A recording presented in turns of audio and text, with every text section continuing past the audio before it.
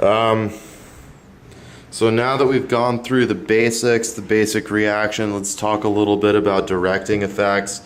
These are your positions on a benzene ring, ortho, meta, para. You have a bunch of things you can already have on the ring.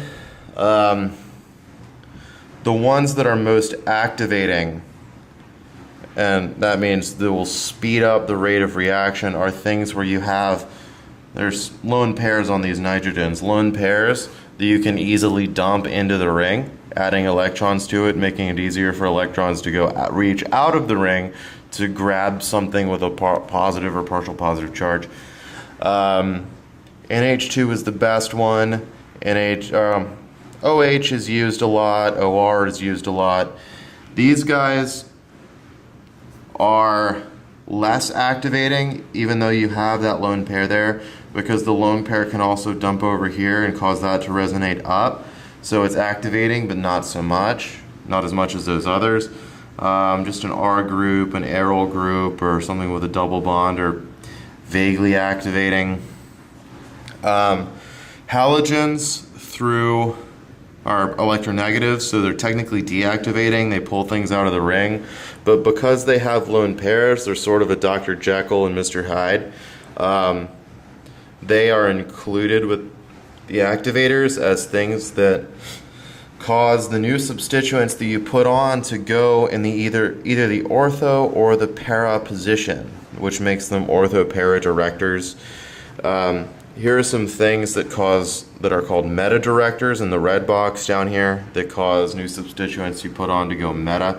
This is a CH3 group, which is an activator and an ortho-para director.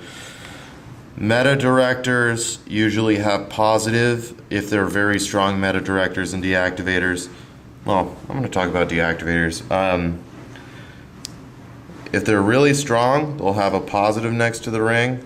And that has a positive as well, just a negative on one of the oxygens, so it's technically neutral.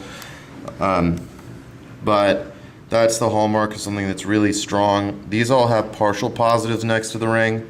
Oxygen's electronegative, which leaves a partial positive on the carbonyl carbon. And that runs down here. There's a positive, partial positive there. This occurs. These are deactivating too because you have partial positives next to the ring, and because things can resonate out from them. This SO3H has two double bond O's next to it, which the S in this case behaves sort of like the carbon does in a carbonyl group. It's just got two double bond O's attached to it because sulfur can have an expanded octet. So it's pretty deactivating. Some notes about deactivators. When you add something that's bulky to an activated ring, it'll prefer to go para, because the ortho position is sterically hindered. So you had a big old group and you tried to tack it onto ortho, but these hydrogens are getting in the way. It's more likely to go para, so that'll be your major product there. Friedl-crafts reactions, these two guys right here, and the second step of this gatterman-koch reaction, don't work with strongly deactivated rings or with an NH2 on your ring, and that's for different reasons. Friedl-crafts are sort of weak reactions, so they need something that's not too deactivated. The problem with NH2 is not that it's deactivated, because it's actually the most activating compound we have in our list. The problem with NH2 is that the lone pair complexes with your AlCl3 catalyst instead of the lone pair from the chlorine complexing with it. The lone pair from the nitrogen complexes with it, and it messes up your catalyst. Also, that lone pair on NH2 can mess up the nitration reaction, adding NO2 to it.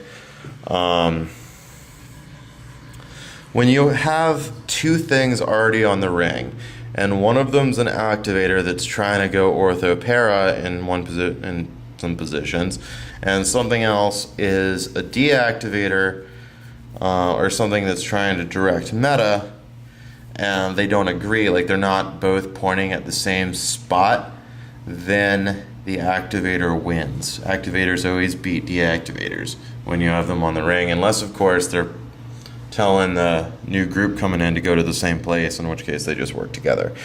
Part 3, spent a little more space on this than I really needed to. It's not a huge deal, but it's just a little mechanism we do in the chapters on these reactions of benzene. It's the addition-elimination mechanism. It's when you have a leaving group on a benzene ring and ortho or para to the leaving group, you have an electron withdrawing group. Read a strong deactivator, like NO2, C triple bond N, and it's addition and then elimination.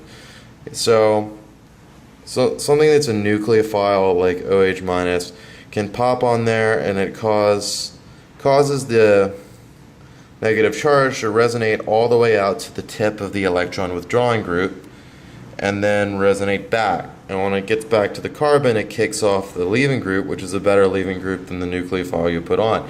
You need to make sure in this case the leaving group is a better leaving group than the nucleophile you put on. And that is a way to replace a leaving group with a nucleophile on a ring. These conditions are with one electron withdrawing group are pretty harsh. It's really basic, pH 14 at 160 degrees centigrade. If you have two electron withdrawing groups, it's a little better. You don't have to get it quite as harsh, pH 10, 100 degrees centigrade. And if you've got three, it's pretty normal, pH 7, that's neutral, or close to it. And 40 degrees centigrade, that's warm. Not hot, not even hot, that's just warm. So these are all worked up in acid. So more electron withdrawing groups, particularly in ortho-para positions, are better. And that brings us to the end of our reactions of benzene.